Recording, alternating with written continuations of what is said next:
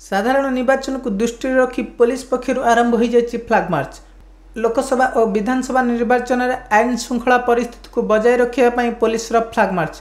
यही flag march में भंजनगर उपखंड आरक्षी अधीक्षक सुजित कुमार नायक, जगन्नाथ प्रसाद थाना अधिकारी अरुण कुमार स्वाई, एसआई सुबुद्धि, प्रभाती बेहेरा, आईरंजन कुमार आचार्य और तारा सिंह थाना अधिकारी सह बहु पुलिस कर्मचारी सामिल थे।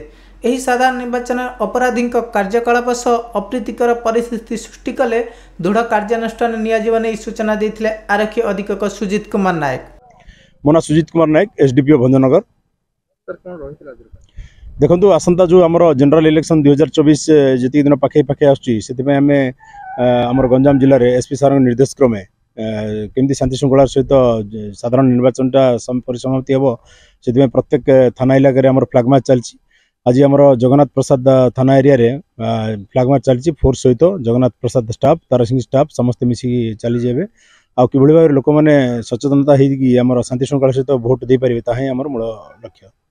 तेबे यही साधारण निर्वाचन किभली शांति श्रृंखला समापन हो से संपर्क में सहरांचल और ग्रामांचल लोक सचेतन करने उद्देश्य शुक्रवार अपराह्न पुलिस पक्षर फ्लैग मार्च करा। फ्लैग मार्च जगन्नाथ प्रसाद ब्लॉक कुंपापड़ा ठारू आरंभ करी खाईरी नटी डांगीबांधा पंचभूति पंचायत मुख्य रास्ता दे थाना ठारे शेष होइथिला। भंजनगर प्रियव्रत नायक रिपोर्ट, लाइव कलिंग न्यूज।